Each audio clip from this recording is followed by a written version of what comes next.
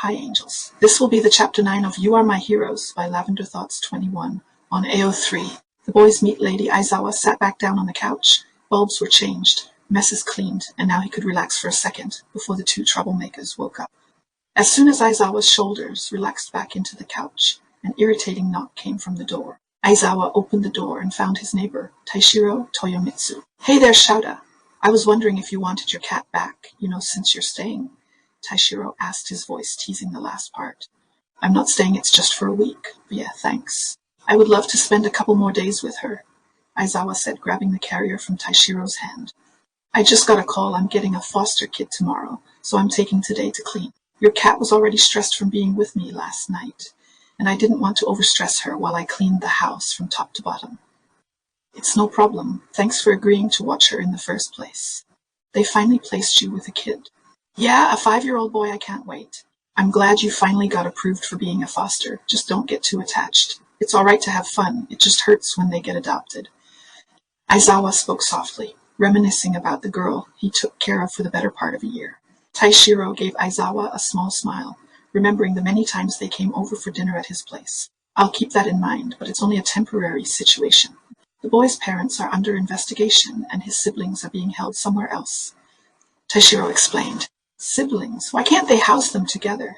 Aizawa questioned. I asked the same thing, but since I'm a new foster, I can only foster one at a time and only temporarily.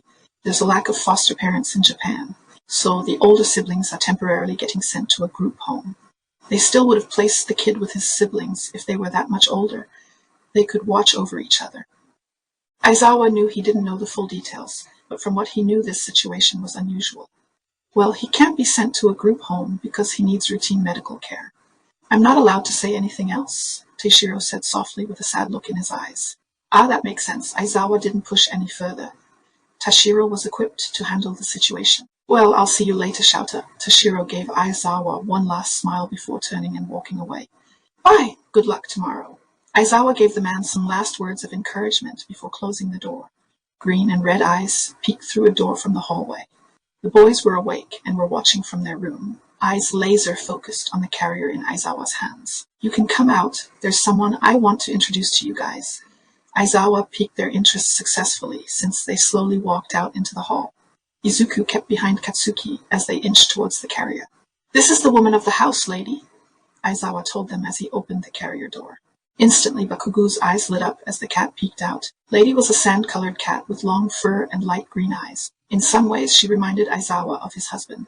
Lady, Bakugu said her name perfectly as he watched the cat crawl out of the carrier. The boy was so overwhelmed by his excitement that he had to rapidly shake his already trembling hands. It's a kitty cat! Izuku squealed happily as he jumped up and down, eyes wide and teeth grinning. Izuku shot out from behind Katsuki and ran to the cat, wanting to pet her. The sudden movement and the fact that this new tiny human was in her house seemed to stress Lady out. So instead of a friendly greeting, she let out a vicious hiss. Izuku backed away at her warning and looked up at Aizawa, rejection in his eyes along with some tears threatening to come out. You need to ask her permission or she will get mad look like this, Aizawa explained and crouched down to their level. He extended his arm out, his palm making a small arch. This is how he trained Lady to accept or decline pets. The cat excitedly walked to her owner, tail up as she rubbed her head up to Aizawa's palm as a greeting. That wasn't enough though, because she immediately skipped to his feet, purring as she rubbed her scent on his legs. Ask or she gets mad, like Ketchum?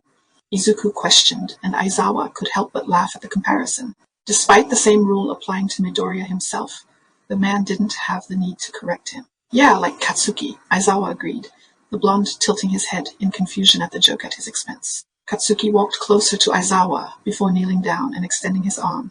It was clear that the blonde was paying close attention to Aizawa's explanation. The way Bakugu arched his palm was exactly the way Aizawa had done, and his effort proved successful. Lady eyed the blonde boy for a second before walking up to him.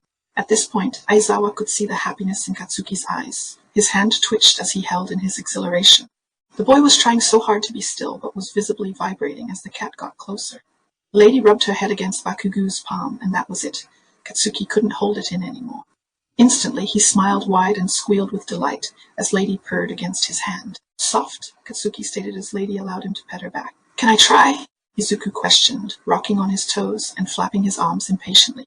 Katsuki nodded and jumped up from the ground, flapping his arms more energetically than Aizawa had seen from him so far. Izuku crouched and arched his palm like he saw Katsuki do. The cat was slower to respond to him due to the improper introduction to Clea, but came around to him, sniffing his hand before putting her head on his palm, accepting the green boy as a guest. "You're right, Kakanshin, she's soft." Izuku rubbed his hand down her fur rapidly, but made the mistake of going too fast and petting in both directions instead of just petting her fur down. Lady let out a displeased meow as a warning, which caused the boy to instantly stop. "You need to pet her slowly and only pet her fur down, or else it doesn't feel nice," Aizawa explained, and the boy nodded before trying again. Aizawa was glad the boys were gentle with his cat. He was secretly worried that he would have trouble introducing them, but it was working out for the most part. "Lady, stay here?" Bakugu questioned.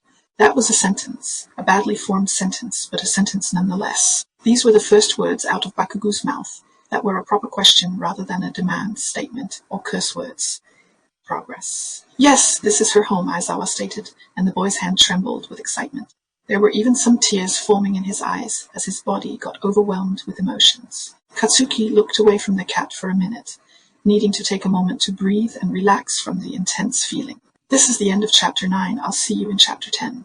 Have a good day, angels.